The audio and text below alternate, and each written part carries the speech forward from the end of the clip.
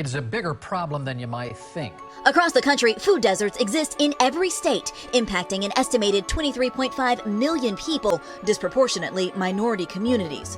According to Partnership for a Healthier America, in 2021, 10.2% of households were food insecure for at least some part of the year. Those lines are long inside, and food banks are really struggling to keep up with this demand. That healthy child needs to have good food.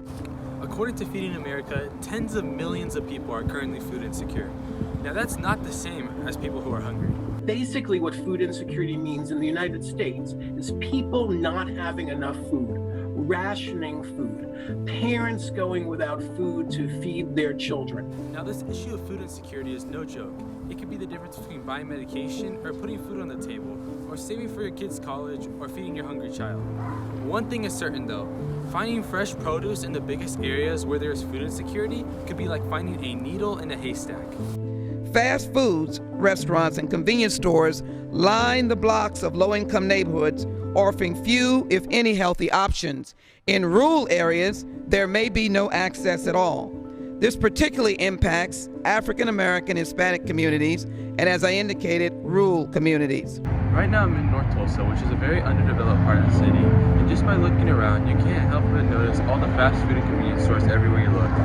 This is a problem all over the country, especially in our low-income and rural areas. Outside of the urban low-income areas, the real battleground for the end of food insecurity starts in our rural areas.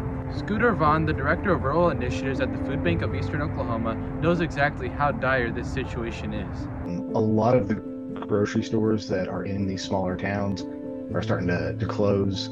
They're being bought out by other competing grocery stores. Deserts in an urban setting is 33% of the population, or 500 people, living a mile or more from a major grocery store. Okay, in a rural setting, it's 33% or 500 people that live 10 miles or more from the nearest grocery store. So you're looking at a 20-mile round trip at a minimum if you live in a rural community. Getting the information to them, getting them signed up for SNAP, interacting with them to let them know what resources are available becomes a much larger burden in rural areas as opposed to urban areas. But SNAP utilization is important. It's something that we've used a lot to try to lower that barrier for our guests of getting food. But again, it comes down to an education issue and struggling to meet the guests where they are. Right behind me in this low-income area, only a block away from the food bank, used to be a grocery store, but now it's an abandoned building. The lack of a grocery store is the mechanism for many hardships in a community.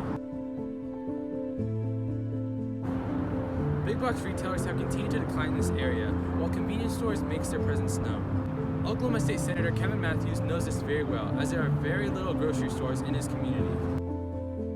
Well, I think that maybe the retailers of large box grocery stores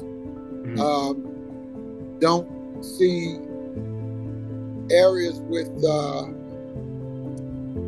lower income as places that are as profitable. As there is a large decline in areas that are low income, the youth, the future of this country, continues to be overlooked. If your kid don't have access to fresh fruits and vegetables, then you're eating unhealthy food from fast stores and dollar stores and that kind of thing, and that affects your health, and it also affects children's learning, etc. There are some steps right now that the federal government is taking to end food insecurity. At a conference held at the White House in 2022, the Biden administration set an ambitious goal of ending food insecurity by 2030, while focusing on issues that will be helping low-income areas like North Tulsa. So it was the first White House conference on food and nutrition in more than 50 years. We had not had one since the Nixon administration. And the goal of the conference is really to try to end hunger by 2030 and also increase healthy eating to try to combat diet-related diseases, increase physical activity, and really raise the profile of these issues, which are often sort of not, they're not a major focus in Washington often. So. Among other ambitious actions the White House says it will be taking include improving food access and affordability, empowering consumers to make healthy choices, and enhancing nutrition and food security research. While funding programs to decrease food insecurity seems like a no-brainer, there are many who point out just how much the American taxpayer has paid more than ever before for for programs such as the SNAP program? Sure. Well, recently, this program has really exploded in spending. It's gone from the 20 million level, say, about a decade ago. It spends about $70 billion, and now. And in the name of efficiency, some Americans point out how a lot of the money spent on these social programs have gone to unhealthy junk foods. I just question whether not only are you not helping them today, but on into the future when they have diabetes and other problems that the government will also have to pay for. While there may be some reasons to reassess how Congress funds these social programs, it is clear that the legislative branch needs to find ways that drive down food insecurity while increasing the affordability of fresh produce in rural and low-income neighborhoods.